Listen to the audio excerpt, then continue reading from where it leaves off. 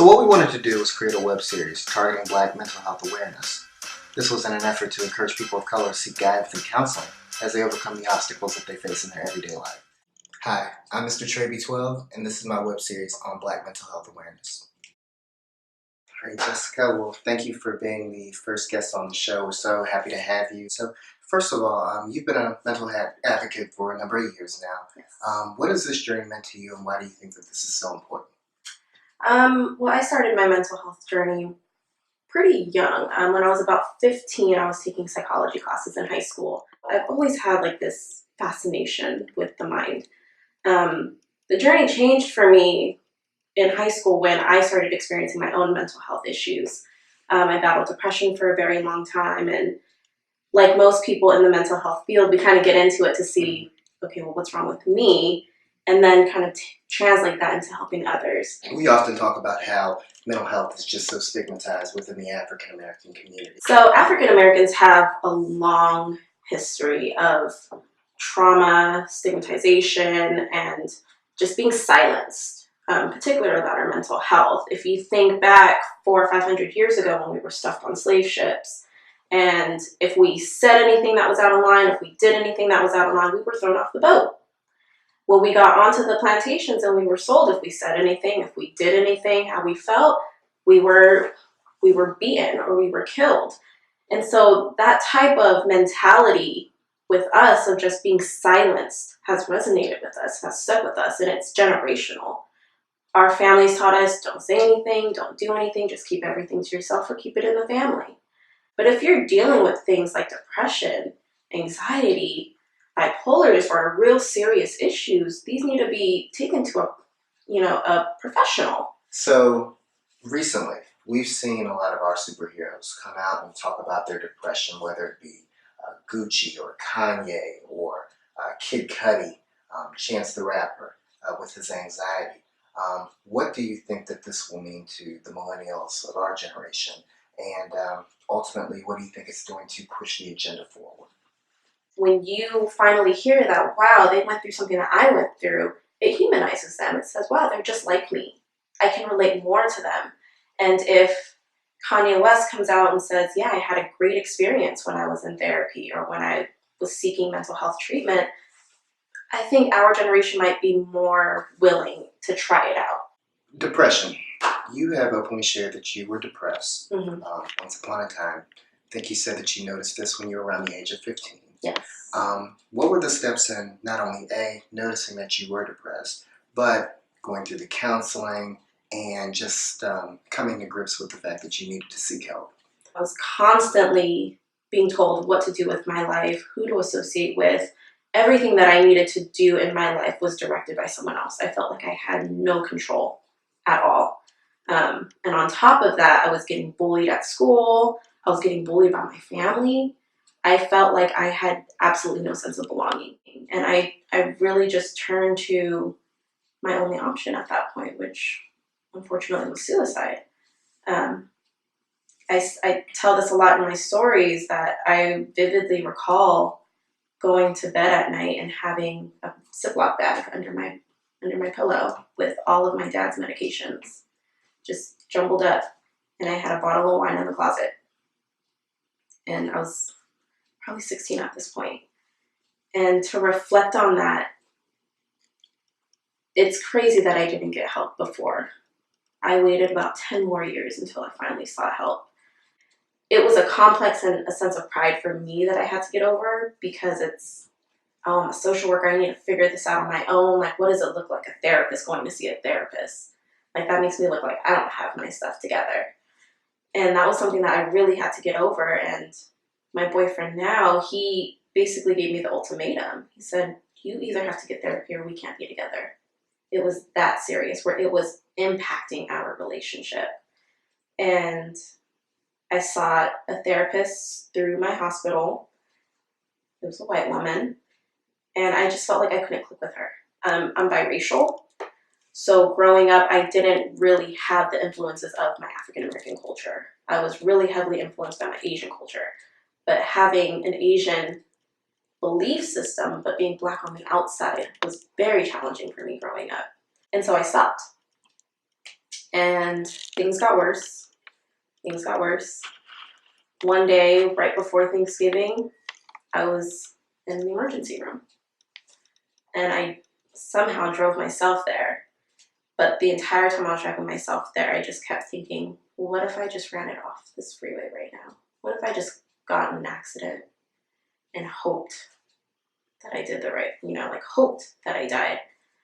And I just ended up in the hospital, and I finally had that breakthrough moment where it's like, okay, this is the right thing to do and you need help. Luckily, the nurse that was helping me, she was Black. She was like, okay, I'm gonna get you a Black therapist because I know that's what you're looking for and I know that's who can help you. And I've been in therapy ever since, and it's been the best decision that I've made in my life. Earlier in the show, you talked about cultural identity. Mm-hmm. Can you touch on that a little bit? Because you said that you had Asian in your family. Mm-hmm. Can you speak to how growing up biracial has been for you, how it was perceived? Yes, my family is biracial. My father is African American. My mother was born in Indonesia, so she's pure-blooded Asian. And growing up, we grew up in a middle-class family, like middle-class neighborhood, grew up in the suburbs. So all of my neighbors were actually white. And when we had family reunions, it was mostly with my Asian family. We would celebrate Chinese New Year. We would do all of these different Chinese traditions, Chinese Indonesian traditions. And so for me, that's how I identified, because you identify with what you're surrounded by. So even on my standardized testing in school, I would circle the box for Asian because that's what I knew. It wasn't until about late elementary school to middle school that I realized, wow, like I'm actually Black. I actually, skin color wise, like I'm Black. I may not relate to them on a personal level, but that's how the world perceives me. My brother was in high school and I was in middle school. And he was telling me the story about how he went out to lunch with his friends. You know, you're in high school, you get a car, you want to skip and like get lunch outside of campus. He was with an Asian friend and a white friend. They were driving down the street and they got pulled over by the cops. And the cops said that they were looking for a stolen car. And it was a red Mustang that they were looking for. My brother drove a silver Mazda. And so we're trying to figure out, like, why did they get stopped in the first place? To layer that, the cops made them get out of the car, only had my brother get on his knees and held a shotgun to the back of his head. It was at that point that I realized we were different. So when I started going through my own mental health issues and my Black side would tell me, oh, just pray it away. Well, I went to a Catholic church. Like, who would I go to? Where would I go? Confession? Like, I don't trust these priests. They're out here, doing bad things themselves. Like, how am I supposed to trust them? Oh, go to a hair salon. Well, I have natural hair. And at that time, natural hair wasn't a big thing, so I didn't really go to the salon. And I just never felt like I had anywhere to go. So I internalized a lot of my problems. I remember going into my family's office with my mom and my dad, sitting on the floor and saying, you don't know what I go through. And my mom sat there and said, you're only 17. What can you possibly be going through? Shut me down. One of the symptoms of depression is anger.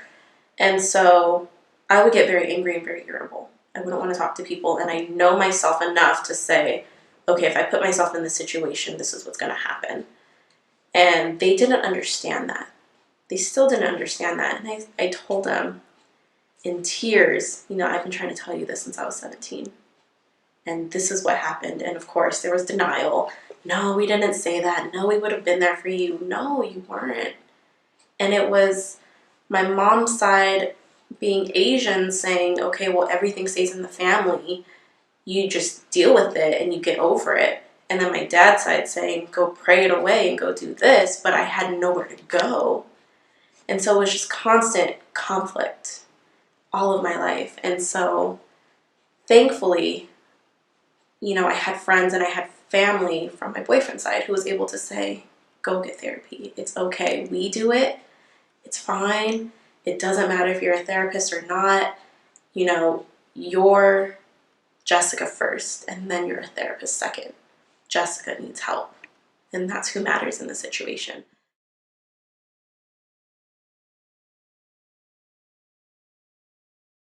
Earlier, you mentioned your Inner Circle series that you started, I believe, in October. What exactly is it? What's the goal? How is it achieved? So yeah, we had our first Inner Circle in October of 2016, and it was kind of to celebrate the 1 year of me discovering the NOR and developing the NOR. It was my first event, so I'm thinking, okay, maybe 10 people will show up, 15 max. But we sold out 3 times and filled the room with about 40 women and a few men who decided to, who came with their female friends or with their girlfriends. So it was just very inspiring for me because it made me realize these events are wanted. These events are needed in our community. Now, Jessica, just out of curiosity, have you received any backlash for marginalizing this activity for African American women from the outside or the majority or even other minorities? Yeah, actually, when I was still putting the NOR into motion, I was asking a few colleagues and people around me, like, what do you think about this idea? And what can I do differently? And it was actually more from biracial women who were saying, well, would your mom be able to go to that event? And I was like, well, she's always welcome, but I think I do want to specify it to women of color because there aren't enough safe places for us to go to and explicitly talk about mental health issues. And so through that experience, I've kind of tailored it more towards women of color rather than explicitly targeting Black women. So yes, Black women are the audience, but I don't want to exclude any other minority groups from attending. I feel that they also have their own mental health issues. Mental health is everyone's issue. But maybe we can learn something. Maybe we can join forces and do something together and learn about one another to create more unity among us. Sometimes there is like a separation that happens between Black people, and we do want, our own, and we want to make for us, by us type of thing. And that's great. That's all and good. But at what point are we going to come together? And so, yes, I do tailor towards women of color, but I also want to open that up to Latino women, Asian women, other women who may experience different forms of oppression, and they can come and share their stories and still feel like they can get support no matter what your skin color is. Jessica, thank you so much for being the first guest on the show. I really, really appreciate it. I know that you're going to be an inspiration to all the women around the world and anybody who's just dealing with mental health in general. Thank you for being so open and candid with us today, and looking forward to working with you in the future and seeing you Thank again. you so much. Thank you again. All right.